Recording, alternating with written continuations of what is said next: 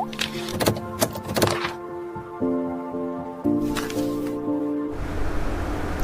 दोस्तों, आज अपन स्टार्ट करने जा रहे हैं 11th क्लास की बेसिक फिज़िक्स में। पूरे फिज़िक्स में क्या क्या टर्म्स यूज आती है उसके बारे में सीखने जा रहे हैं कि जो भी फिज़िक्स 11th हो 12th हो, सारी फिज़िक्स के अंदर जो बेसिक टर्म्स होती है, बेसिक फॉर्मूले होते हैं, ट्रिग्नोमेट्री हो, कोई भी ग्राफ हो, कोई सा भी हो, सब अपन उसके अंदर सीखेंगे बेसिक फिज़िक्स के अंदर।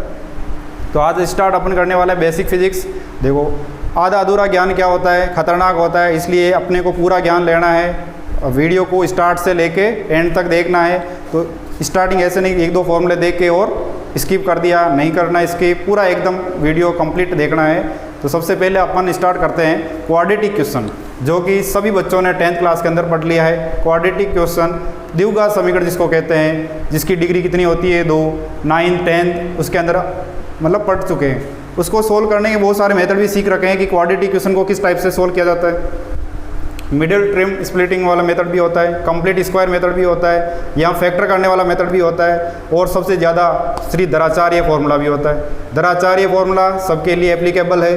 कोई सी भी क्वेश्चन आ जाओ क्वाड्रेटिक क्वेश्चन दराचार्य फॉर्मूले से सोल्व होगी, लेकिन कहीं फैक्टर नहीं होते हैं तो फिर दराचार्य फॉर्मूला लगाना पड़ता है। फैक्टर वाला मेथड किसी के लिए एप्लीकेबल होता है, लेकिन दराचार्य फॉर्मूला सब क्वाड्रेटिक क्वेश्चन के लिए, सभी द्विघात समीकरण के लिए एप्लीकेबल होता है। तो क्वाड्रेटिक क्वेश्चन से अपन स्टार्ट करते हैं कि क्वाड्रेटिक क्वेश्चन क्या है। क्योंकि देखो 11th या 12th क्लास के अंदर जब भी कहीं कोई न्यूमेरिकल क्वेश्चन है, कोई डेरिवेशन है, उसके अंदर क्वाड्रेटिक क्वेश्चन बन रही है, तो अपने को उसके रूट निकालने हैं, उसके फैक्टर निकालने हैं। तो अपन ऐसा मेथड यूज़ करेंगे जिससे कि कम टाइम के अंदर फैक्टर निकल सके। क्योंकि 10th क्लास के अंदर जो अपन मेथड पूरा कंप्लीट मेथड कर रहे थे उसमें बहुत ज़्यादा टाइम कंज्यूम होगा। तो अपन इस टाइप का मेथड यूज़ लेंगे कि जल्दी से जल्दी उसका क्या निकल सके, रूट निकल सके, और अपन आगे के प्रोसीजर के अंदर चल सके। तो स्टार्ट करते हैं क्वाड्रेटिक क्वेश्चन।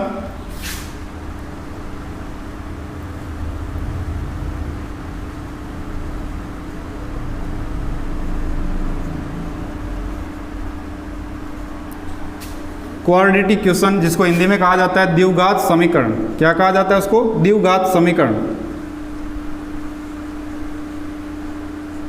द्विघात समीकरण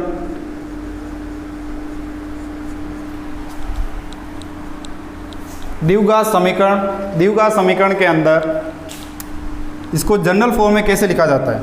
इसका जनरल फॉर्मेशन कैसा होता है? ax² plus bx plus c equal to 0। ये इसका क्या है? General formula. साधारणतः किस टाइप से लिखा जाता है द्विघात समीकरण को? तो द्विघात समीकरण को जनरल इस टाइप से लिखा जाएगा। जनरली इसको ax² plus bx plus c, इसके अंदर a क्या है? Coefficient of x², b coefficient of x, और c जो कांस्टेंट है। ये द्विघात समीकरण है। द्विघात समीकरण कहते किसे हैं? ये जनरल फॉर्मेशन हो गया द्विघात समीकरण का। तो द्विघात समीकरण कहते किसे हैं? किसको कहा जाता है द्विघात समीकरण? तो द्विघात समीकरण उस क्वेश्चन को कहा जाएगा जिसकी डिग्री कितनी हो 2, जिसकी कोटि कितनी हो 2 डिग्री वाली क्वेश्चन को क्या कहा जाएगा? Quadratic question. इस टाइप की जो क्वेश्चन होगी जिसकी डिग्री क्या होगी 2, और डिग्री कैसे निकाली जाती है? जिसमें हाईएस्ट पावर होती है, जिस वेरिएबल की हाईएस्ट पावर होती है वो क्या होती है? उस क्वेश्चन की डिग्री। जैसे इसके अंदर वेरिएबल कौन सा है? x वेरिएबल है, और x की हाईएस्ट पावर क्या है? 2, तो इसकी डिग्री कितनी हो जाएगी? 2। तो ये 2 डिग्री का एक द्विघात समीकरण है। द्विघात समीकरण द्विव मतलब जिसकी डिग्री 2 हो उसे द्विघात समीकरण कहते हैं। तो ये एक द्विघात समीकरण आ गया। अब इसके रूट निकालने का अपने को एक ही जो रामबाण औषधि है, एक ही तरीके से इसके रूट निकालेंगे। या तो फैक्टर कर दो, जल्दी से फैक्टर हो रहे हैं तो, फैक्टर नहीं हो रहे हैं तो अपने को क्या करना है? श्री दराचार्य फॉर्मूला अप्लाई करना है, और जल्दी से जल्दी इसके क्या निकालने होते हैं? फैक्टर। तो दराचार्य फॉर्मूला कैसे अप्लाई होता है इसके लिए? इसके लिए दराचार्य फॉर्मूला ऐसे अप्लाई होगा, -b plus minus √b² minus 4ac upon 2a। ये दराचार्य फॉर्मूला होता है इस द्विघात समीकरण के लिए, इस क्वाड्रेटिक क्वेश्चन के लिए। x की डिग्री 2 है, इस क्वाड्रेटिक क्वेश्चन की डिग्री 2, तो x की वैल्यू भी कितनी आएगी? 2 आएगी। ये क्वाड्रेटिक क्वेश्चन होगी -b plus minus √b² minus 4ac upon 2a। ये दराचार्य फॉर्मूला हो गया। ये दराचार्य फॉर्मूला, श्री दराचार्य सूत्र। ये क्या हो गया? दराचार्य फॉर्मूला, दराचार्य सूत्र हो गया। जो भी क्वाड्रेटिक इक्वेशन होगी अपने यहाँ तो इससे सोल्व करना है या फैक्टर से, कंप्लीट स्क्वायर मेथड वो अप्लाई नहीं करना है, वो सबसे लंबा होता है तो उसको अप्लाई नहीं करना है, टाइम कम से कम टाइम लगे इस टाइप का मेथड यूज में लेना है। तो अपने को ये मेथड या वो मेथड यूज में लेना है। इसके आगे अपन पढ़ते हैं बाइनोमियल थ्योरम। इसके आगे क्या पढ़ते हैं? Binomial theorem. क्वाड्रेटिक तो नाम सुन रखा था तुमने, लेकिन बाइनोमियल तुम्हारे लिए नया है। 11th या 12th क्लास के अंदर, 11th और 12th क्लास के अंदर बाइनोमियल थ्योरम है, ये एक नया टॉपिक है।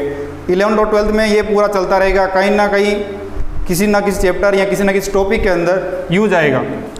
मैथमेटिक्स के अंदर तो बाइनोमियल थ्योरम पूरा एक टॉपिक भी है। मैथमेटिक्स के अंदर बाइनोमियल थ्योरम पूरा एक टॉपिक है। 11th की मैथमेटिक्स के अंदर बाइनोमियल थ्योरम है, वो पूरा का पूरा एक टॉपिक है बाइनोमियल थ्योरम।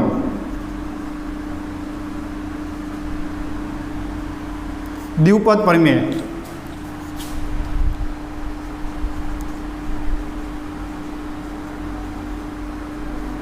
इसको क्या कहते हैं? द्विपद प्रमेय।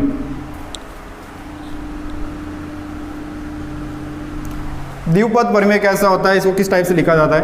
द्विपद प्रमेय होता है 1 + x का होल पावर n। ये है द्विपद प्रमेय। ये क्या है? द्विपद प्रमेय। या x क्या हो सकता है? x हो सकता है -1 से लेके +1 के बीच में। या x कहाँ से कहाँ तक होगा? x लाई करेगा कहाँ से कहाँ तक? -1 से लेके 1 के बीच में। और जो n है, n हो सकता है पॉजिटिव, नेगेटिव और fraction. Positive, negative and fraction,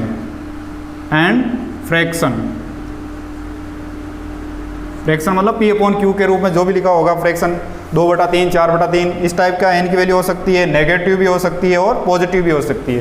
तो जो ये द्विपद प्रमेय लिखी हुई है, जो ये द्विपद प्रमेय है 1 + x की होल पावर n, ये जो द्विपद प्रमेय है इसका एक्सपेंशन, इसको अपन किस टाइप से खोल के एक्सपेंड करके लिखेंगे? इसका एक्सपेंशन क्या होगा? तो इसका एक्सपेंशन होगा 1 + nx plus n-1 into x square upon factorial 1। ये क्या आएगा? n-1 n-2 upon factorial 2। X square था तो ये आज आगे आ जाएगा x³ प्लस n-1 n-2, इस टाइप से आगे इनफाइनाइट तक चलता रहेगा। जो भी आगे टर्म आएगी उस टाइप से चलता रहेगा।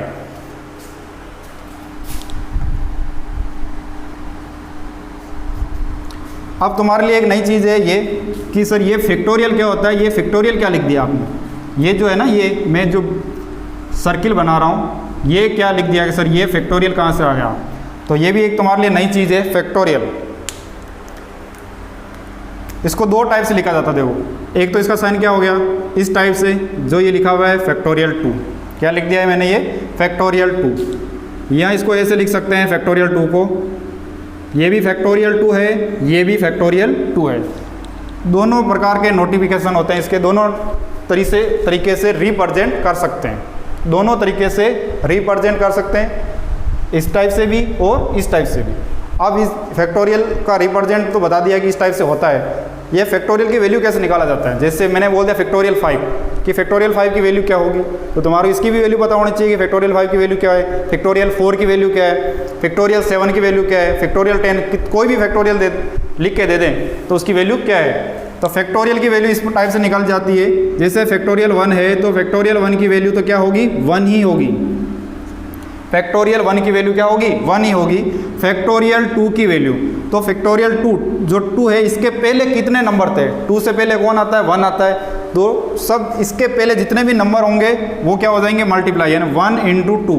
तो फैक्टोरियल 2 की वैल्यू 2। फैक्टोरियल 3 की बात करें तो इसमें क्या आ जाएगा? 1 × 2 × 3 तो 6, इस टाइप से। फैक्टोरियल 4 की बात करें, फैक्टोरियल 4 तो 4 × 3 × 2 × 1 तो कितना आ जाएगा? 24। इस टाइप से चलता रहेगा। जो भी मैं नंबर दूंगी उसके फैक्टोरियल की वैल्यू क्या होगी तो निकाल सकते हो आसानी से। जैसे मैं बात करूँ फैक्टोरियल 10, तो 10 से पहले जितने भी नंबर थे सबको मल्टीप्लाई करके लिखेंगे तो क्या आ जाएगा? फैक्टोरियल 10 की वैल्यू आ जाएगी।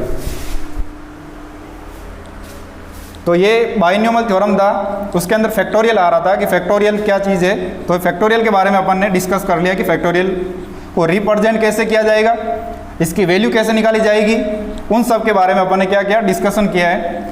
अब यदि इसमें से और कुछ चेंजेस कर दे अपन, थोड़ा बहुत चेंजेस कर दे, तो कुछ और नए फॉर्मूले बन सकते हैं।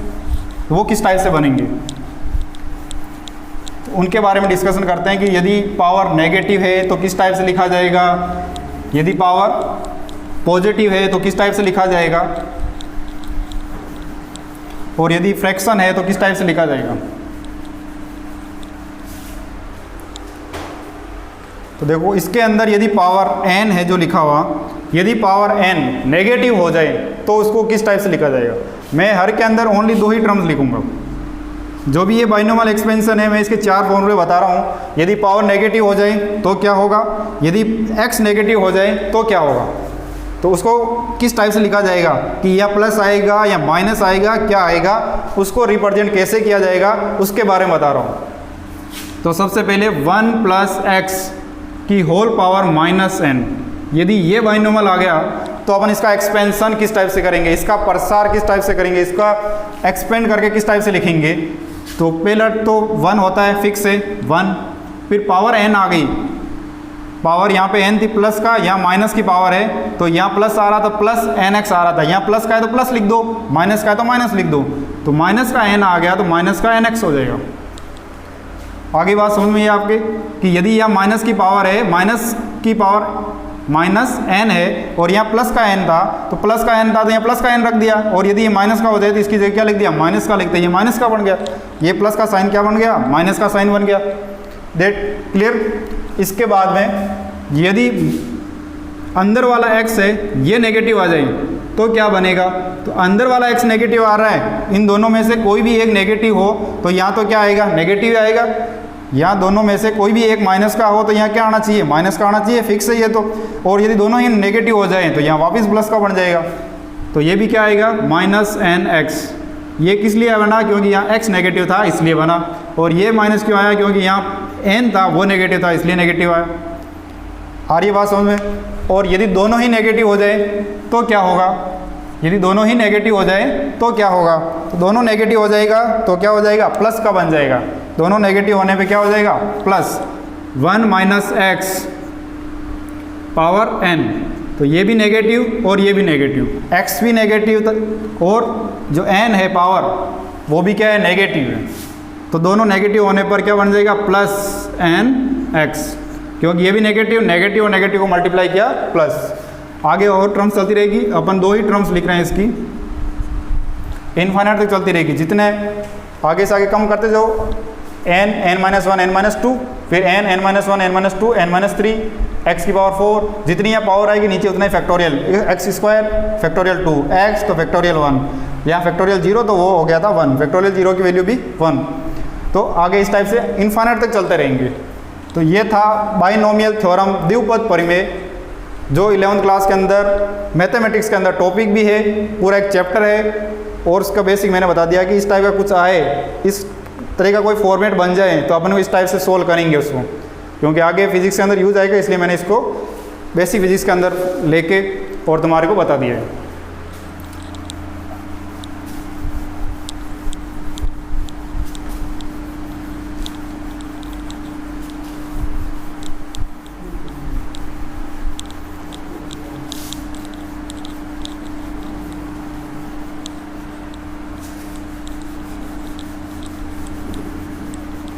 आगे अपन पढ़ने वाले हैं एपी और जीपी के बारे में, क्योंकि एपी जीपी भी कहीं ना कहीं कोई डेरिवेशन है या कोई न्यूमेरिकल क्वेश्चन है। क्योंकि देखो फिजिक्स के अंदर भी 2 ही चीज़ें चलती है। 11th के अंदर थ्योरी नाम तो कुछ है भी नहीं, वैसे भी थ्योरी के नाम पे ओनली परिभाषा या डेफिनेशंस है। ओनली क्या है, न्यूमेरिकल, किस पे बेस, या तो फॉर्मूले आएंगे या क्या आएगा, डेरिवेशन। तो डेरिवेशन एक तरह से क्या हो गया, न्यूमेरिकल क्वेश्चन ही हो गया। तो आज अपन इसके बारे में पढ़ते हैं, एपी जीपी के बारे में, समांतर श्रेणी और गुणोत्तर श्रेणी के बारे में। एपी व जीपी, एपी और जीपी के बारे में, समांतर श्रेणी व गुणोत्तर श्रेणी के बारे में। समांतर श्रेणी व गुणोत्तर श्रेणी के बारे में।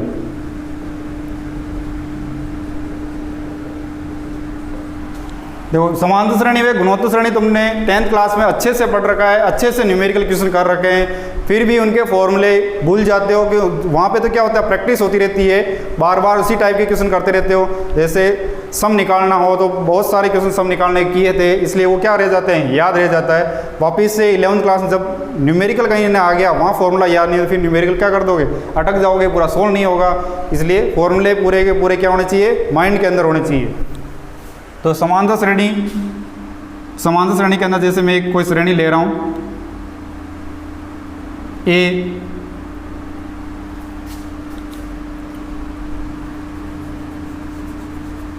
2, 4, 6, 8 इस टाइप की एपी होगी ये एक समांतर श्रेणी होगी। तो इस समांतर श्रेणी के अंदर सेकंड जो टर्म है उसमें से फर्स्ट टर्म निकालते हैं, सेकंड में से फर्स्ट वाले को माइनस निकालते हैं, तो क्या आता है, सार्वय अंतर कॉमन डिफरेंस आता है। तो 4 - 2 निकाला तो कितना आ गया 2, ये क्या आया, कॉमन डिफरेंस।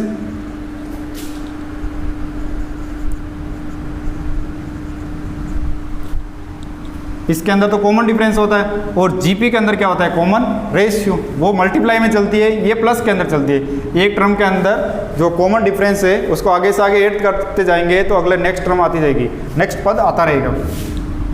इसका एस एन होता है एन पदों का योग, सम ऑफ एन टर्म्स। जैसे 4 टर्म्स है तो एन की वैल्यू होगी S4। तो एस एन कैसे निकाला जाता है, एस एन आएगा यूज में, या कोई टर्म्स वो तो 10th क्लास में आगे, जैसे ए एन, कोई सा अपने पद निकालना है तो वो कैसे निकालते हैं, A1 + n - 1 इंटू डी। ये तो क्या आ गया, कोई पद निकालना अपने को, 5वां पद कितना होगा तो ये फॉर्मूला अप्लाई करेंगे, लेकिन ये 11th 12th में यूज नहीं आएगा, सम वाला यूज आएगा। अपने कहीं ना कहीं एक बन गया कि ए का इतना हो रहा है, 2 का इतना हो रहा है, 3 का इतना हो रहा है, कुछ वेट आ गए, कुछ फोर्सेज आ गए कि 1 पे इतना लग रहा है, 2 बॉडीज होती है उससे फोर्स इतना लग रहा है, 3 पे इतना लग रहा है, और सबको ऐड करूँगा तो कितना लगेगा, तो वो एक सीरीज़ बन गई। जैसे एपी बन सकती है, जीपी बन सकती है, तो सबको ऐड करूँगा तो फिर एपी और जीपी बन गई, तो यही फॉर्मूले अप्लाई करने पड़ेंगे मेरे को। एपी बन गई या जीपी बन गई तो ये फॉर्मूले अप्लाई करने पड़ेंगे, इसलिए मैं ये बता रहा हूँ कि एस एन पदों का योग, तो ये क्या आएगा, n/2 2a + n - 1 into D. दूसरा फॉर्मूला इसमें क्या आएगा, n/2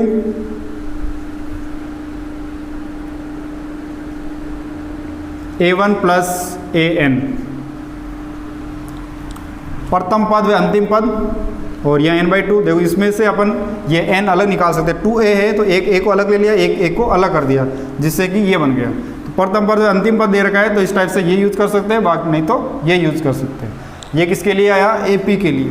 और GP के लिए क्या आएगा, GP क्या होती है, GP के अंदर मल्टीप्लाई चलता है, जैसे AR² AR3, हर एक टर्म को मैं एक फिक्स नंबर से क्या कर रहा हूँ, मल्टीप्लाई कर रहा हूँ। तो मल्टीप्लाई कर रहा हूँ तो एक नेक्स्ट टर्म मुझे मिल रही है, तो इसके अंदर क्या करेंगे, जैसे सेकेंड टर्म को फर्स्ट से डिवाइड कर दिया, AR/A, तो ये क्या बन जाएगा, R बन जाएगा, और इसको क्या बोलेंगे, कॉमन रेशियो।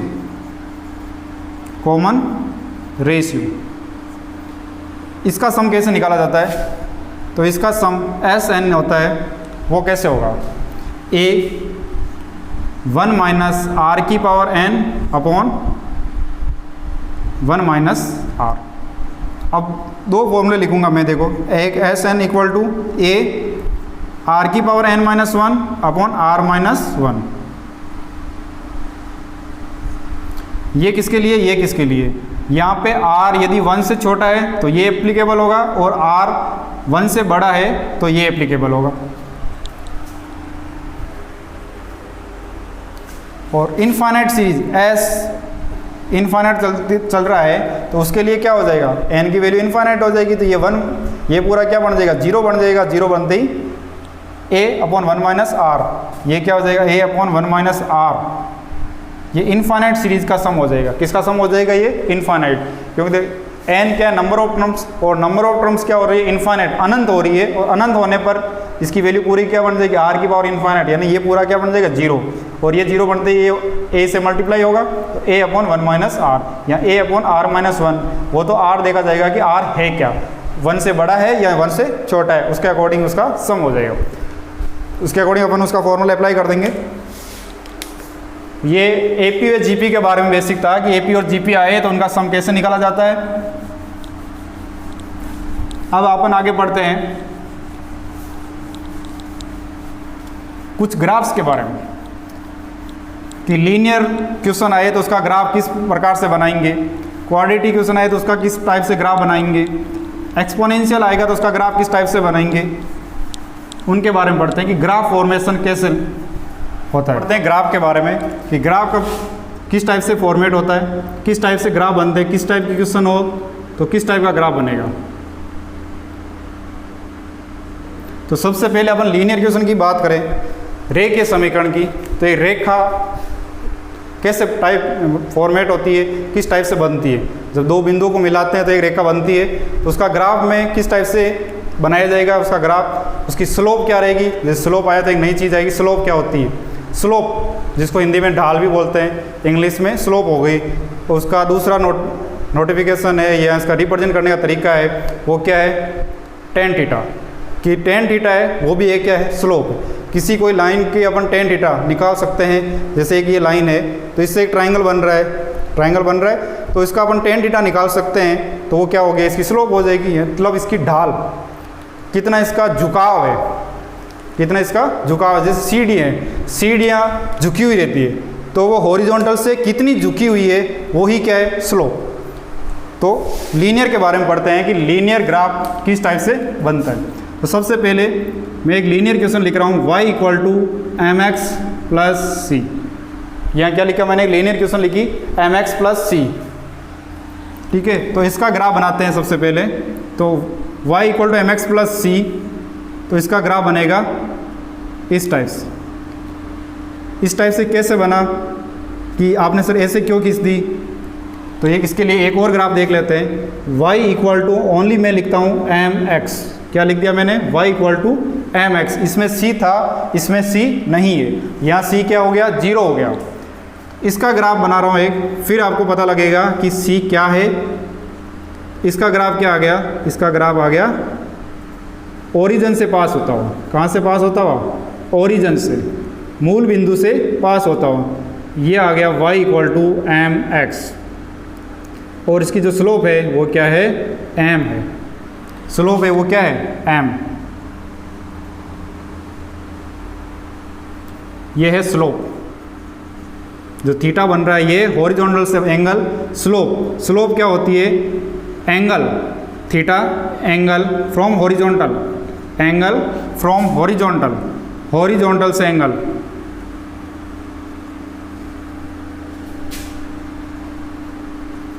कहाँ से एंगल, हॉरिजॉन्टल से।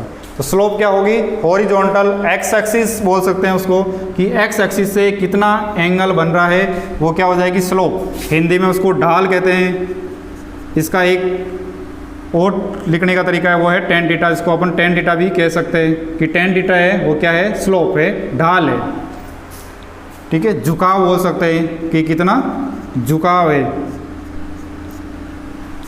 तो इसके अंदर ये ओरिजिन से क्यों पास हुआ, देखो ओरिजिन से पास इसलिए हुआ कि यदि 0 रखा एक्स की जगह तो वाई भी क्या आ रहा है, 0 आ रहा है। एक बिंदु ये हो गया कि ये ओरिजिन से पास हो रही है, तो लेकिन इसके अंदर x की जगह 0 रखा तो y भी 0 आ रहा है क्या, नहीं आ रहा है। तो क्या आ रहा है, जैसे x की जगह 0 रखा तो y इक्वल टू क्या आ गया, c आ गया।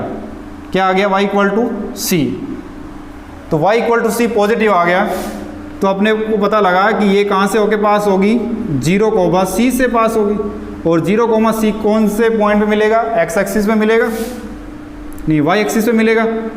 तो ये अपने पास y एक्सिस पे 0, c, यानी x 0 कहाँ पे होता है, y एक्सिस पे, इसलिए ये पॉइंट अपने पास ये आ गया। तो यहाँ से होके ये पास होगी, और जो ये लेंथ है, ये लेंथ क्या कहलाती है, c, इंटरसेप्ट। तो ये c है, ये क्या कहलाता है, इंटरसेप्ट। ये जो कट पॉइंट है जहाँ से होकर एक्स एक्सिस, ओरिजिन से इस इंटरसेक्ट पॉइंट के बीच की जो डिस्टेंस है वो इंटरसेप्ट कहलाती है, जिसको c से लिखा जाता है, c से रिप्रेजेंट किया जाता है। किससे रिप्रेजेंट किया जाता है? सी से रिप्रेजेंट किया जाता है, इसलिए ये सी आया। ये कांस्टेंट है, ये क्या है? कांस्टेंट। और ये एम है, ये क्या है? स्लोप, ढाल है कि ये रेखा, ये जो लाइन है, ये लाइन एक्स एक्सिस से कितने झुकाव पर है, कितने स्लोप पर, ठीक है। तो ये आया अपने पास y equal to M X plus C का ग्राफ, और ये आया y equal to M X का ग्राफ।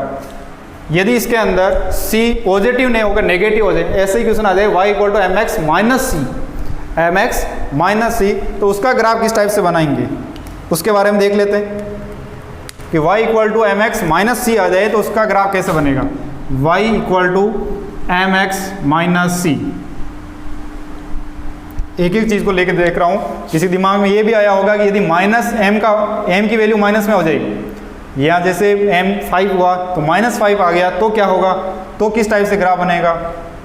अभी तक पॉजिटिव थी, इसलिए एंगल 0 से 90 के बीच में था। यदि नेगेटिव हो जाए, एम की वैल्यू, एम का मान क्या हो जाए? नेगेटिव हो जाए, माइनस में आ जाए, ऋणात्मक आ जाए, तो क्या होगा इसका?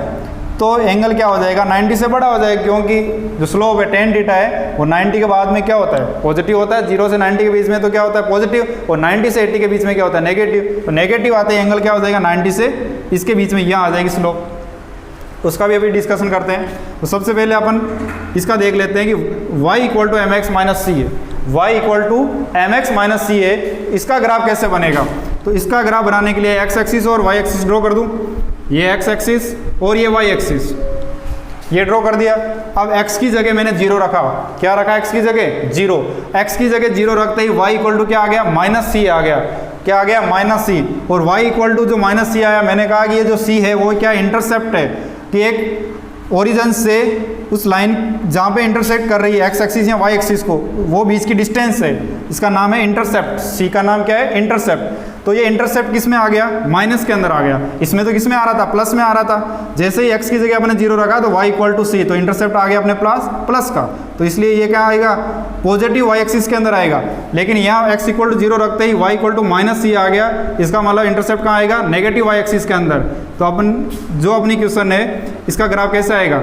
वैसे ही m तो पॉजिटिव है, तो पॉजिटिव है तो स्लोप क्या हो जाएगी? 0 से 90 के बीच में रहेगी। स्लोप 0 से 90 के बीच में, और y equal to minus C, जो इंटरसेप्ट है वो नेगेटिव है। तो अपन इसका ग्राफ ड्रॉ करेंगे, वो इस टाइप से करेंगे। इसका ग्राफ हो जाएगा ये y equal to M X minus C. क्या आ जाएगा? y equal to M X minus C. जो ये है minus C, negative y axis, positive y axis, positive y, negative y, plus x और माइनस x। ये ओरिजिन हो गया। ये इंटरसेप्ट नेगेटिव, इंटरसेप्ट अपने नेगेटिव दे रखा था, c को क्या कहते हैं? इंटरसेप्ट कहते हैं, इसलिए ये आ गया। और जो स्लोप है, स्लोप क्या होती है? थीटा, जिसे अपन इसको रिप्रेजेंट करते हैं एंगल फ्रॉम हॉरिजॉन्टल, क्षैतिज से बनाया गया कोण। क्या होती है स्लोप? क्षैतिज से बनाया गया कोण। तो क्षैतिज से कितना एंगल बन रहा है? क्षैतिज से कितना एंगल बन रहा है वो क्या हो जाएगी? स्लोप हो जाएगी। तो यहाँ पे ये जो लाइन है y equal to M X minus C, इसका क्षैतिज से कितना एंगल बन रहा है? हॉरिजॉन्टल से कितना ये एंगल बना रही है? इसको अपन ने मान लिया थीटा, तो ये पूरी क्या हो जाएगी? ये स्लोप हो जाएगी। थीटा क्या है इसकी? स्लोप, ढाल है ये, झुकाव है ये, ठीक है। तो y equal to M x, सबसे पहले इसका ग्राफ देगा, फिर अपन इसमें कुछ ऐड किया, इस टाइप का ग्राफ बना, फिर इसके साइन में चेंजेस किया तो ये ग्राफ बन गया। अब अपन क्या करते हैं, इसको तो प्लस ही रहने देते हैं। जो c था इंटरसेप्ट कांस्टेंट वैल्यू जो थी, इसको तो प्लस ही रहने देते हैं। जो m है स्लोप है, ये नेगेटिव कर देते हैं, तो किस टाइप का ग्राफ बनेगा? तो मैं अगला जो ग्राफ है वो बताने जा रहा हूँ y equal to minus M X plus C. किसका ग्राफ होगा अगला? y equal to minus M X plus C. मैंने क्या किया? स्लोप को नेगेटिव कर दिया। क्या किया? स्लोप को नेगेटिव कर दिया। स्लोप नेगेटिव, तो स्लोप नेगेटिव होगी तो एंगल क्या रहेगा? 90 से 180 के बीच में रहेगा। 90 तक tan थीटा क्या होता है? पॉजिटिव होता है। तो tan थीटा पॉजिटिव है तो स्लोप पॉजिटिव, और tan थीटा जब नेगेटिव कहाँ होता है? 90 से बड़ा होने पर होता है। तो बड़ा होते ही ये स्लोप क्या हो जाएगी? नेगेटिव हो जाएगी। तो इसका ग्राफ आएगा अपने पास, यहाँ पे ओरिजिन, इंटरसेप्ट तो पॉजिटिव है, इंटरसेप्ट पॉजिटिव, कहाँ कटेगा? y एक्सिस पे, x इक्वल टू 0 तो y इक्वल टू सी। तो ये सी। तो अपने पास अब की बार ग्राफ आएगा वो कैसा आएगा, इस टाइप का आएगा। अब की बार जो स्लोप है, ये वाली स्लोप मत ले लेना, किधर से लोगे, इधर से। ये एंगल है, ये एंगल क्या है, थीटा, और ये अपनी क्या बनेगी, स्लोप बनेगी जो होगी नेगेटिव, और ये होगा इंटरसेप्ट सी। ये क्या होगा, इंटरसेप्ट सी। इसका नाम हो जाएगा minus M X plus C. ये ग्राफ किसका है, y equal to minus M X plus C का ग्राफ है।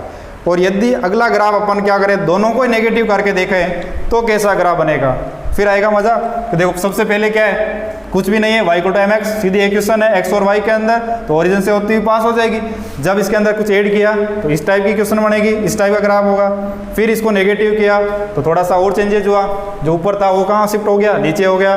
फिर स्लोप को नेगेटिव कर दिया तो जो ग्राफ एंगल था वो 0 से 90 के बीच में था, वो एंगल कहाँ चला जाएगा, 90 से बड़ा हो जाएगा। जब स्लोप नेगेटिव हो रही थी, जब स्लोप और इंटरसेप्ट दोनों को नेगेटिव कर दे तो किस टाइप का ग्राफ बनेगा, तो इस टाइप का ग्राफ बन जाएगा y equal to minus M X minus C. y equal to minus M X minus C का ग्राफ देखेंगे तो y equal to minus M X minus C, intercept भी नेगेटिव, स्लोप भी नेगेटिव, ढाल भी नेगेटिव, और इंटरसेप्ट जो बीच की डिस्टेंस थी ओरिजिन वे इंटरसेक्ट पॉइंट के बीच की डिस्टेंस वो भी नेगेटिव। तो ये कैसे ड्रॉ करेंगे ग्राफ, तो इसका ग्राफ ड्रॉ होगा एक्स एक्सिस और वाई एक्सिस ड्रॉ कर दिया अपन ने। ये ओरिजिन हो गया, positive axis, positive X axis और negative X axis, positive Y और नेगेटिव वाई। स्लोप भी नेगेटिव और इंटरसेप्ट भी नेगेटिव, तो स्लोप नेगेटिव होता है तो इस टाइप का आएगा। तो यहाँ पे तो इंटरसेप्ट पॉजिटिव था, अपने को कहाँ बनाना है, नेगेटिव पे बनाना है। तो नेगेटिव पे इंटरसेप्ट बनाने के लिए क्या करेंगे, पहले देखो x इक्वल टू 0 रखा, नॉर्मल बात है, x इक्वल टू 0 रखते, y इक्वल टू क्या आया, माइनस सी आया। तो देखो ये ग्राफ बन जाएगा अपना, क्या बन जाएगा ये, तो ये क्या हो जाएगा माइनस सी। ये तो क्या हो गया, इंटरसेप्ट माइनस वाई एक्सिस में आएगा, तो माइनस वाई एक्सिस में ये आ गया। इससे पहले देखो यहाँ पे माइनस में आ रहा था, लेकिन इसका हॉरिजॉन्टल से एंगल ये बन रहा था। अब इसका हॉरिजॉन्टल से एंगल कौन सा बन रहा है, देखो हॉरिजॉन्टल से एंगल, यहाँ बोल सकता है एक्स एक्सिस से एंगल। तो हॉरिजॉन्टल या एक्स एक्सिस, जहाँ भी तुम्हारे एक्स एक्सिस दिख रही है या हॉरिजॉन्टल लाइन दिख रही है, वहाँ से एंगल फॉर्मेशन कर दो। तो ये थीटा हो गया, और ये क्या है, स्लोप है। ये क्या है, स्लोप, ढाल। तो ये एक ही ग्राफ से मैंने अलग अलग कुछ चेंजेस करके 5 ग्राफ ड्रॉ कर दिए। y equal to M X बनाया था, y equal to M X बनाया था, यहाँ कह सकता हूँ y equal to M X plus C से मैंने 5 ग्राफ ड्रॉ कर दिए। c को 0 किया तो इधर आ गया, और c को नेगेटिव किया उधर चला गया, m को नेगेटिव किया इधर आया, और दोनों को नेगेटिव किया तो इस टाइप से आ गया। तो एक क्वेश्चन से मैंने कुछ चेंजेस करके कितने ग्राफ ड्रॉ कर दिए, 5 ग्राफ ड्रॉ कर दिए, 1 2 3 4 5। तो अलग अलग प्रकार से इस टाइप के ग्राफ ड्रॉ होंगे, इस टाइप की क्वेश्चन होगी। देखो हर एक डेरिवेशन के अंदर, हर एक डेरिवेशन के अंदर जो भी फिजिक्स के अंदर डेरिवेशन आएगा, चुंबकीय क्षेत्र, विद्युत क्षेत्र, फोर्स हो गया, वो क्या होगा, फंक्शन आएगा किसी ना किसी का फंक्शन, तो वो उस पर डिपेंड करेगा, मतलब वेरिएबल में आएगा। जैसे वेरिएबल में अलग अलग वैल्यू हो सकती है, y की वैल्यू 2 रखे तो क्या आएगा, 3 रखे तो क्या आएगा। वैसे ही जो भी डेरिवेशन के अंदर फॉर्मूला है, जैसे फोर्स का फॉर्मूला आया F equal to coulomb force की बात करें, F equal to K Q1 Q2 upon R square, या ग्रेविटेशनल फोर्स की बात करें G M1 M2 upon R square, तो फोर्स किस पे डिपेंड कर रहा है, डिस्टेंस पे डिपेंड कर रहा है। तो डिस्टेंस के साथ उसका ग्राफ बनेगा, क्या बनेगा, डिस्टेंस के साथ उसका ग्राफ। तो ग्राफ क्या आएगा, लीनियर आएगा या पैराबोला आएगा या सर्किल आएगा, किस टाइप से आएगा। इसलिए मैं ये ग्राफ बता रहा हूँ कि डायरेक्ट तुम देखते ही डायरेक्ट ड्रॉ कर दो कि ग्राफ इसका ये आएगा। तो ये अपने लीनियर के बारे में देखे थे। इसके साथ अपन देख रहे हैं आगे पैराबोला के ग्राफ, कि पैराबोला के ग्राफ किस टाइप से ड्रॉ करते हैं, किस टाइप की क्वेश्चन को पैराबोला कहते हैं, परवलय कहते हैं। तो पैराबोला का ग्राफ ड्रॉ करते हैं। तो आगे अपन पढ़ रहे थे पैराबोला। देखो अपन ने लीनियर क्वेश्चन के बारे में सारा देख लिया कि लीनियर के कितने ग्राफ बन सकते हैं, कितने पॉसिबिलिटी हो सकती है, 5 पॉसिबिलिटी। सी पॉजिटिव हो, नेगेटिव हो, सी 0 हो, m पॉजिटिव हो, n नेगेटिव हो, या m और c दोनों नेगेटिव हो या दोनों पॉजिटिव हो। इसके रिलेटेड अपन ने सारे ग्राफ 5 ग्राफ ड्रॉ किए, और 5 ग्राफ से रिलेटेड अपन ने क्वेश्चन भी देख ली किस टाइप से इसका इंटरसेप्ट पॉजिटिव आएगा या इंटरसेप्ट नेगेटिव आएगा, और उसकी स्लोप जो ढाल होती है वो किस टाइप से आएगी। पॉजिटिव होगी तो 0 से 90 के बीच में, और नेगेटिव होगी तो 90 से 180 के बीच में होगी। आगे पैराबोला परवलय है, उसके बारे में पढ़ते हैं। देखो परवलय तुम्हारे लिए नया है कि पहले कभी नाम नहीं सुना है। लीनियर क्वेश्चन तो तुमने नाम सुन रखा था 10th क्लास के अंदर, और उसके ग्राफ भी ड्रॉ किए थे कि x और y के अंदर 2 क्वेश्चन आ गई थी, तो x और y के अलग अलग पॉइंट लेके तुमने ग्राफ ड्रॉ किए थे। तो परवलय तुम्हारे लिए क्या है, नया है, लेकिन अब से नया नहीं होगा। अब से क्या हो गए, इससे परिचित हो गए, इससे अच्छे संबंध हो गए, अब से ये नया नहीं रहेगा। तो परवलय क्या है, सबसे पहले मैं एक परवलय की जनरल क्वेश्चन लिख रहा हूँ। परवलय की जनरल क्वेश्चन क्या है, y square equal to 4ax। एक के अंदर देखो दो वेरिएबल है, इसके अंदर y और x दो वेरिएबल है। एक वेरिएबल पर पावर कितनी रहेगी, 2, और एक वेरिएबल पे पावर कितनी रहेगी, 1। तो y पे पावर कितनी है, 2, और x पे पावर कितनी है, 1। यहाँ अपन ऐसा भी लिख सकते हैं x square equal to 4ay। दोनों का ग्राफ अलग अलग होगा, दोनों अलग अलग है, ये दोनों पैराबोला डिफरेंट है, अलग अलग है, एक नहीं है, दो अलग अलग पैराबोला के लिए है कि पैराबोला की भी एक्सिस होती है, उसकी भी क्या होती है, एक्सिस। तो इसके अंदर कौन सी एक्सिस होगी, इसके अंदर कौन सी एक्सिस होगी, कि कोई y एक्सिस पे बनेगा तो कोई x एक्सिस पे बनेगा। तो कौन सा वाला पैराबोला x एक्सिस पे बनेगा और कौन सा वाला पैराबोला y एक्सिस पे बनेगा। तो इसके लिए एक छोटी सी ट्रिक है, जिस पे पावर सिंगल पावर हो, जैसे इस पे क्या पावर है, सिंगल, जिस पे पावर सिंगल हो, एक पावर हो, उस एक्सिस पे क्या बनेगा, पैराबोला बनेगा।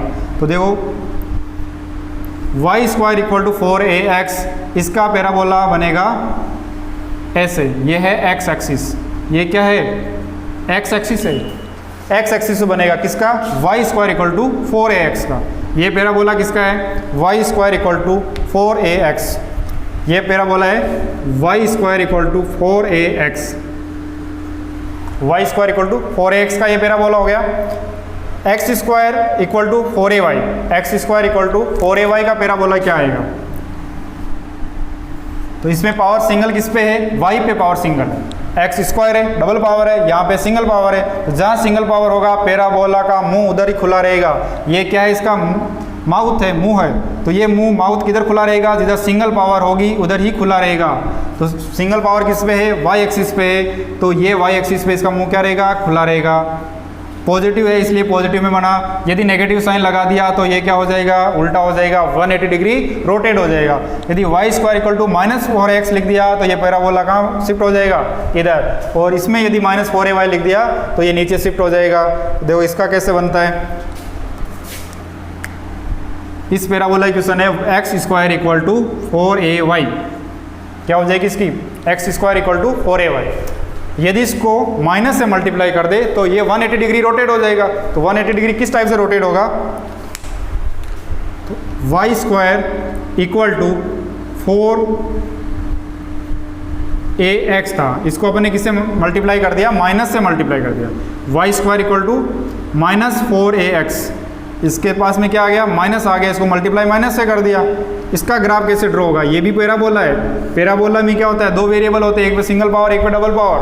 तो जिधर सिंगल पावर हो उसी पैराबोला का मुंह किधर खुला रहेगा, सिंगल पावर की तरफ। इसमें क्या है, सिंगल पावर y एक्स, तो मुंह किधर खुला रहेगा, y एक्सिस के अंदर, माउथ किधर रहेगा, y एक्सिस के अंदर, ये इसका माउथ है। तो जैसे माइनस आएगा तो -x एक्सिस, -x एक्सिस के अंदर क्या ग्राफ ड्रॉ होगा, इसका ग्राफ ड्रॉ हो जाएगा इस टाइप से। जैसे हाफ सर्किल है ना, इसी टाइप का पैराबोला होता है, पैराबोला हाफ सर्किल से रिलेटेड उस टाइप का ग्राफ रहता है इसका। तो ये पैराबोला हो गया y square equal to -4x का, ये किसका आ गया, y square equal to -4ax। यदि x square equal to -4ay का ग्राफ ड्रॉ करें तो कैसा होगा, तो इसका ग्राफ किधर आ जाएगा, -y एक्सिस के अंदर, ये प्लस का y था, ये माइनस का y, plus x minus x।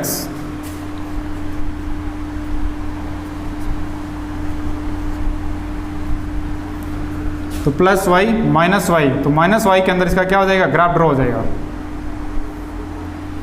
ये आ गया x square equal to -4ay, ये किसका ग्राफ आ गया, ये आ गया x square equal to -4ay का ग्राफ आ गया।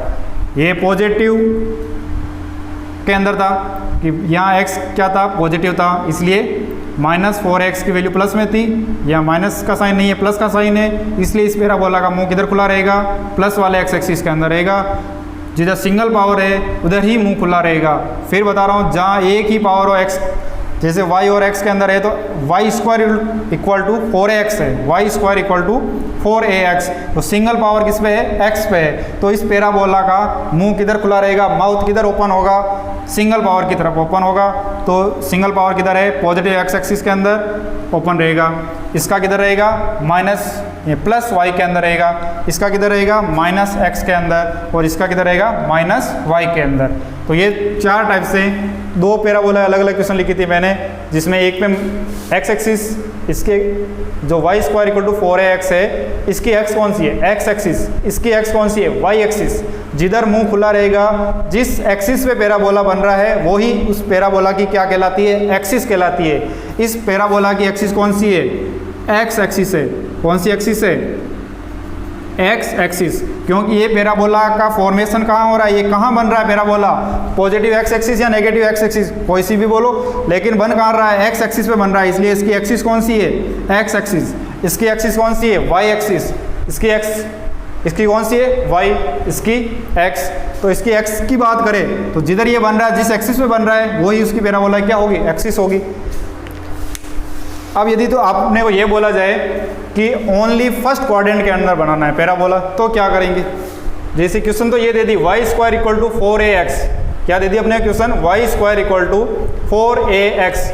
लेकिन अपने को आगे हिंट भी दे रखा है, ब्रैकेट के अंदर ये लिख रखा है कि इसका फर्स्ट क्वाड्रेंट के अंदर ग्राफ बनाना है। किसके अंदर, फर्स्ट क्वाड्रेंट के अंदर। तो जो ये फर्स्ट क्वाड्रेंट के अंदर इसका ग्राफ बनाना है, तो जो फोर्थ के अंदर भी आ रहा था सिमेट्री से, जो फर्स्ट में आ रहा था वैसा वैसा फोर्थ में भी आ रहा था, तो अपन क्या कर देंगे, इसको साफ कर देंगे। ओनली क्या बन जाएगा, फर्स्ट क्वाड्रेंट के अंदर ये ग्राफ बन जाएगा। तो इसका भी बना के देख लेते हैं।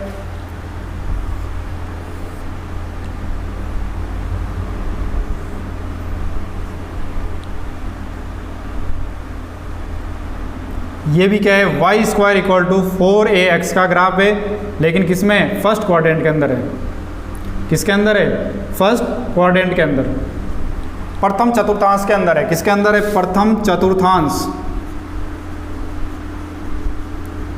फर्स्ट क्वाड्रेंट के अंदर इसका ग्राफ है। इसलिए ओनली किसमें बनाया है, फर्स्ट क्वाड्रेंट के अंदर ही बनाया है, फोर्थ के अंदर इसलिए नहीं आया क्योंकि अपने को हिंट क्या दे रखा था कि ओनली यहीं ड्रॉ करें, जितना बोला गया है अपन उतना ही ड्रॉ करेंगे।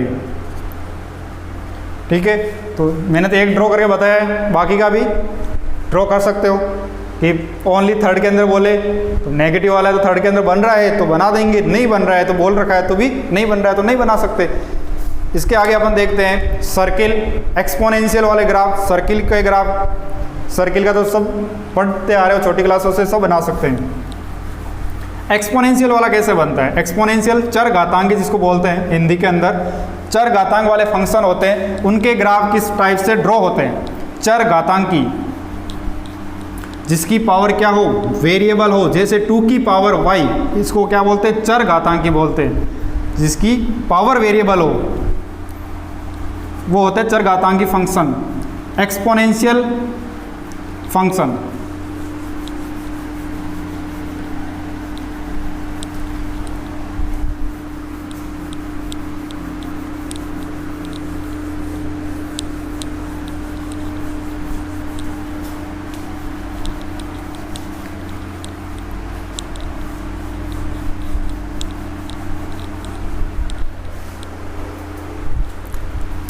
अगला क्या रहेगा, एक्सपोनेंशियल।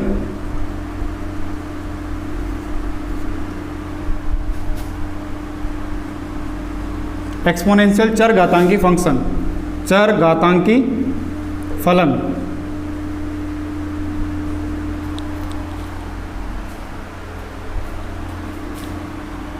इसका ग्राफ कैसे होगा, जैसे मैंने अभी बोला था कि जिसकी पावर वेरिएबल हो, 2 की पावर y हो, तो ये क्या हो गया, चर घातांकी फंक्शन हो गया, एक्सपोनेंशियल फंक्शन हो गया। क्या हो गया, एक्सपोनेंशियल फंक्शन, चर घातांकी फलन। तो जैसे y इक्वल टू ई की पावर x, या e तो एक फिक्स है, कांस्टेंट है, इसकी वैल्यू होती है 2.3, या x से ये वेरिएबल है, ये क्या है, वेरिएबल। तो कांस्टेंट की पावर वेरिएबल है तो उसको कहते हैं एक्सपोनेंशियल फंक्शन। इसका ग्राफ किस टाइप से ड्रॉ करेंगे, तो इसका ग्राफ होगा वो ये ड्रॉ होगा, ये है y इक्वल टू ई की पावर x, या माइनस kx हो, इस टाइप से हो, तो ये ग्राफ ड्रॉ हो जाएगा। ये किसका ग्राफ है? चर घातांकी फलन एक्सपोनेंशियल फंक्शन का ग्राफ है। सर्किल का ग्राफ कैसे होगा?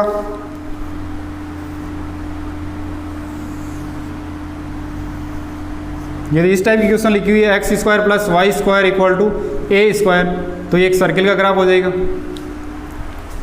और यदि अति परवलय का बोला जाए, हाइपरबोला का बोला जाए, हाइपरबोला अति परवलय किसका बोला जाए? हाइपरबोला अति परवलय, उसका ग्राफ कैसे होगा? उसका ग्राफ होगा, अति परवलय भी एक सर्किल जैसा ही होता है, लेकिन इसकी जो रेडियस होती है एक्स एक्सिस वाई एक्सिस पे, वो क्या होती है? डिफरेंट होती है। तरबूज जैसे आकार का होता है ये, इस टाइप से। ये बी है और ये ए है। ये मेजर एक्सिस है, ये माइनर एक्सिस है। ये तो क्या है? मेजर एक्सिस, जो बड़ी होती है मेजर और छोटी होती है माइनर, मेजर एक्सिस। और ये कौन सी होगी? Minor axis, minor axis. ये मेजर एक्सिस और ये माइनर एक्सिस। तो ये पूरी होगी मेजर एक्सिस, तो यहाँ से लेके यहाँ तक, और माइनर एक्सिस ही होगी। तो ये छोटा होगा, ये क्या हो गया? सेमी मेजर एक्सिस, और ये सेमी माइनर एक्सिस। पूरी एक्सिस का आधा हो गया, तो क्या हो गया? सेमी हो गया। तो ये अति परवलय, चरघातांक, एक्सपोनेंशियल फंक्शन, इन सब के लीनियर के ग्राफ ड्रॉ करके मैंने बताया कि किस टाइप से ग्राफ ड्रॉ किए जाते हैं। अब अपन पढ़ते हैं कुछ ट्रिग्नोमेट्रिक फॉर्मूले के बारे में, कि जो ट्रिग्नोमेट्री वाले फॉर्मूले फिजिक्स के अंदर काम में आते हैं, मैथमेटिक्स के अंदर काम में आते हैं, उनके बारे में।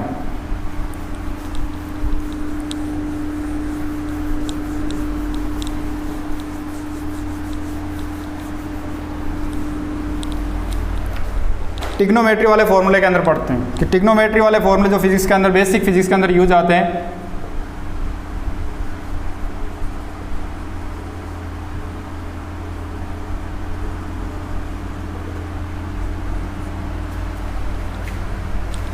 इसके अंदर सबसे पहले साइन ए प्लस बी, एडिशन वाले फॉर्मूले हैं कि दो एंगल का अपन सम करें, तो जैसे ए व बी दो एंगल्स है, उनके फॉर्मूले किस टाइप से बनेंगे? साइन ए प्लस बी।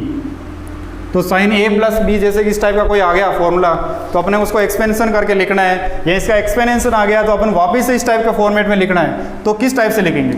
तो साइन ए प्लस बी क्या होता है? Sign A cos B plus cos A sine B, cos A sine B. और यदि कोस ए प्लस बी आ गया तो क्या होगा? साइन के बाद में क्या आ गया? कोस आ गया, तो उसका फॉर्मूला क्या आएगा? तो कोस A cos B minus sine A sine B. देखो साइन के अंदर तो क्या है? प्लस वाला आ रहा है, तो एक साइन का फिर कोस का, फिर इसमें साइन के साथ ए आ रहा था, आगे कोस के साथ ए आ जाएगा, या कोस के साथ बी आ रहा था, और या कोस के साथ क्या आ जाएगा? ए आ जाएगा, या साइन के साथ ए तो या साइन के साथ बी। तो साइन ए कोस बी, फिर कोस ए साइन बी। यहाँ प्लस का आ रहा है तो यहाँ नेगेटिव आएगा साइन, कोस वाले के अंदर उल्टा हो जाता है। कोस ए प्लस बी में cos A cos B minus sine A sine B. और टेन का आएगा, तो टेन का फॉर्मूला क्या आएगा? Tan A plus B. तो इसके अंदर आएगा tan A plus tan B upon 1 minus tan A tan B. ये सारे किसके फॉर्मूले आ गए? एडिशन के फॉर्मूले आ गए। किसके फॉर्मूले? एडिशन। ये दो एंगल्स का एडिशन हो रहा है इसके अंदर, ए व बी दो एंगल्स है, कोस के अंदर, साइन के अंदर और टेन के अंदर यदि एडिशन हो रहा है, सम हो रहा है, तो उनको किस टाइप से फॉर्मेट के अंदर लिखा जाएगा? फॉर्मूले के अंदर लिखा जाएगा। तो इस टाइप से लिखा जाएगा। यदि सब्ट्रैक्शन की बात करें, माइनस वाले फॉर्मूले की बात करें, तो क्या आएगा? यदि प्लस की जगह क्या आ जाए? माइनस आ जाए, तो क्या आएगा? साइन ए माइनस बी। साइन ए माइनस बी आ गया, तो क्या आएगा? Sign A cos B minus cos A sine B. क्या आ जाएगा? जैसे यहाँ माइनस आते हैं, यहाँ क्या बन जाएगा? माइनस बन जाएगा। साइन ए माइनस बी, तो sign A cos B minus cos A sine B. Cos A minus B आए तो क्या आएगा, तो आएगा कोस A cos B plus sine A sine B. क्या आ जाएगा, ये आ जाएगा। देखो सीधा सा तरीका है, इसी में चेंज करके ये निकाल सकता हूँ मैं। कैसे, b की जगह क्या आ रहा है, माइनस बी आ रहा है। तो जहाँ देखो कोस के अंदर यहाँ b था, कोस माइनस बी रखा, फिर यहाँ साइन माइनस बी रखा, तो ये साइन वाला क्या हो जाता है, नेगेटिव हो जाता है, इसलिए नेगेटिव आ गया। ये नेगेटिव होता नहीं है, इसलिए पॉजिटिव का पॉजिटिव आ गया। इसके अंदर भी ऐसा ही है, b रखा, कोस वाला होता नहीं, इसलिए जैसे ही आ गया, साइन वाले के अंदर होता है, तो नेगेटिव नेगेटिव क्या बना दिया, पॉजिटिव बना दिया। ठीक है, अगला फॉर्मूला टेन का, तो टेन के अंदर टेन ए माइनस बी, यहाँ प्लस का था या माइनस का, तो टेन ए माइनस बी के अंदर क्या आएगा, tan A minus tan B upon 1 plus tan A tan B. Tan के अंदर भी जो b था, इस b की जगह क्या लिखूंगा, माइनस बी रखूंगा, तो ये माइनस का आएगा, फिर यहाँ माइनस का आएगा, तो इसको क्या बना देगा, प्लस का बना देगा, तो ये प्लस का बन गया। इसी फॉर्मूले से ये बन गए। तो अपने को पता रहना चाहिए कि जब माइनस एंगल, माइनस वाला एंगल हो तो कौन सा पॉजिटिव होता है, कोस पॉजिटिव होता है या साइन पॉजिटिव होता है, या टेन में कौन सा पॉजिटिव होता है, उसके अकॉर्डिंग फॉर्मूले बन जाएंगे। अब अपन आगे देखते हैं कि जैसे ये फॉर्मूला पॉजिटिव वाला था, एडिशन वाला था, और ये सब्ट्रैक्शन वाला था। ये साइन का एडिशन, दो एंगल्स का एडिशन हो रहा था, यहाँ दो एंगल्स का क्या हो रहा है, सब्ट्रैक्शन हो रहा है। यदि इस फॉर्मूले और इस फॉर्मूले को ऐड कर दूं तो एक नया फॉर्मूला और जनरेट हो जाएगा। साइन ए प्लस बी और साइन ए माइनस बी का यदि एडिशन करूं, सम करूं, तो क्या फॉर्मूला बनेगा नया, साइन ए प्लस बी वे साइन ए माइनस बी का यदि प्लस करूं तो क्या फॉर्मूला बनेगा। तो इसको मैं एक बार पूरा साफ कर रहा हूं, फिर यहाँ लिख रहा हूं। तो अपन फर्स्ट फॉर्मूला जो एडिशन वाला था साइन ए प्लस बी, और सब्ट्रैक्शन का फर्स्ट फॉर्मूला था साइन ए माइनस बी, इन दोनों का यदि सम करें तो नया क्या फॉर्मूला बनता है। तो इसका सम करके देख लेते हैं कि क्या बनता है, कि साइन ए प्लस बी प्लस साइन ए माइनस बी। लिख दिया इधर वाला, जो इधर right side left hand side दोनों का अलग अलग जुड़ेगा, इधर वाले इधर जुड़ जाएंगे, इधर वाले इधर जुड़ जाएंगे। इन दोनों का इधर वाले का सम कर दिया, साइन ए प्लस बी साइन ए माइनस बी। इधर क्या बनेगा, देखो sign A cos B, sine A cos B plus cos A sine B. सबसे पहले ये लिख दिया, फिर क्या लिखूंगा, इसका लिखूंगा plus sine A cos B minus cos A sine B. लिख दिया मैंने, दोनों को ऐड कर दिया है फर्स्ट फॉर्मूले को। तो देखो एक प्लस का आ रहा है, एक नेगेटिव आ रहा है, कोस ए साइन बी, कोस ए साइन बी, ये तो क्या आ रहा है, प्लस का आ रहा है, ये किसका आ रहा है, प्लस का, और ऐसा ही ये कोस ए साइन बी किसका आ रहा है, नेगेटिव आ रहा है। तो ये दोनों आपस में क्या हो जाएंगे, कैंसिल हो जाएंगे, जीरो बन जाएगा इनका। तो आगे क्या बचा इसके बाद में, साइन ए कोस बी, आगे क्या रहा शेष, आगे रहा sine A cos B plus sine A cos B, sine A cos B sine A cos B, दोनों सेम चीज़ें है। तो ये क्या बन जाएगा, 2 times of sine A cos B, क्या बन जाएगा, 2 times of sine A cos B. ये भी साइन ए कोस बी, ये भी साइन ए कोस बी, तो 2 times of sine A cos B बन जाएगा। दोनों को ऐड किया तो एक नया फॉर्मूला अपने पास क्या आ गया, 2 साइन ए कोस बी, कि साइन ए प्लस बी प्लस साइन ए माइनस बी का क्या बन जाएगा, नया फॉर्मूला। दोनों को यदि ऐड किया जाए तो ये नया फॉर्मूला बन जाएगा। और एक खास बात क्या है, देखो यदि ए वे बी दोनों इक्वल हो जाए तो क्या होगा, तो भी एक नया फॉर्मूला बनेगा। यदि एंगल ए वे एंगल बी दोनों क्या हो जाए, इक्वल हो जाए, बी की जगह भी मैं क्या लिख दूं, ए लिख दूं, इस बी की जगह भी ए लिख दिया, तो ये क्या बनेगा, sign A cos A sign ए। तो क्या बनेगा अपने पास में, उसका भी एक नया फॉर्मूला बन जाएगा।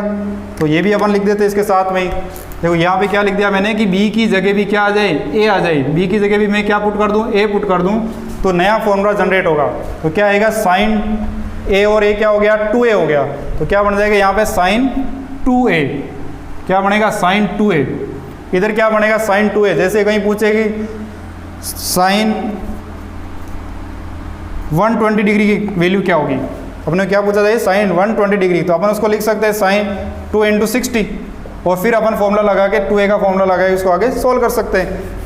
तो 2a का फॉर्मूला, साइन 2a का फॉर्मूला क्या रहेगा, साइन ए कोस बी, तो कोस ए हो जाएगा, sign A cos A, sign A cos A plus cos A sign ए, तो ये क्या हो जाएगा 2 साइन ए कोस ए, क्या बन जाएगा 2 साइन ए कोस ए। जैसे मुझे बोला जाए कि साइन 60 डिग्री, तो मैं क्या लिखूंगा 2 साइन 30 डिग्री और कोस 30 डिग्री, इस टाइप से भी लिख सकता हूँ उसको। मतलब हाफ, जो यह 2 है तो यहाँ हाफ में चेंज हो गया, जैसे यहाँ पे क्या है 2 है तो यहाँ पे हाफ में चेंज हो गया। यहाँ इसको एक इस टाइप से लिखा है, देखो कि यदि साइन ए लिखा हुआ है तो मैं उसको क्या लिखता हूँ 2 sine A by 2 cos A by 2, ये भी लिख सकता हूँ। 2 था तो यहाँ सिंगल आ रहा था, यहाँ सिंगल है तो यह हाफ आ जाएगा, नए से नए फॉर्मूले बनते जाएंगे। तो देखो एक फॉर्मूले से मैंने कितने फॉर्मूले बना दिए, तो यही तो है 11th और 12th क्लास की मैथमेटिक्स का कमाल। मैथमेटिक्स का कमाल क्या है कि एक फॉर्मूला याद करो या एक चैप्टर पढ़ो, उस चैप्टर से रिलेटेड तुम हर चैप्टर के अंदर जाते जाओगे। एक चैप्टर पढ़ा, हर चैप्टर के अंदर पहुंचोगे, हर चैप्टर का कुछ ना कुछ आएगा। या मैथमेटिक्स ली तो हर सेक्टर के अंदर जाओगे। यदि तुमने मैथमेटिक्स साइंस या बायो ली तो ओनली ऐसा नहीं है कि बायोलॉजी ली है तो हम मेडिकल में जाएंगे, बैंक में जा सकते हो, IAS बन सकते हो, UPSC की एग्ज़ाम फायर कर सकते हो। तो जैसे इसके अंदर कमाल था वैसा का वैसा ही साइंस मैथमेटिक्स के अंदर कमाल है कि एक मैथमेटिक्स सब्जेक्ट लो और हर सेक्टर के अंदर जॉब कर सकते हो। मैथमेटिक्स का कमाल यही है। देखो अब देखा कमाल यहाँ से कि मैंने एक फॉर्मूला लिखा, फिर प्लस की जगह माइनस किया तो माइनस किया, ये फॉर्मूला बना, फिर दोनों को सेम किया, इधर वाला फॉर्मूला बना, दोनों को जोड़ा तो ये फॉर्मूला बना, और इसकी जगह और नया कुछ पुट करूँगा तो तीसरा और फॉर्मूला बनेगा, और फिर इसको मल्टीप्लाई करूँगा तो और फॉर्मूला बनेगा। तो इस टाइप से एक फॉर्मूले से अनेक फॉर्मूले निकल रहे हैं, यही मैथमेटिक्स का कमाल है। इसके बाद में अपन और आगे फॉर्मूले पढ़ेंगे जो नेक्स्ट क्लास के अंदर पढ़ेंगे। ठीक है, थैंक यू।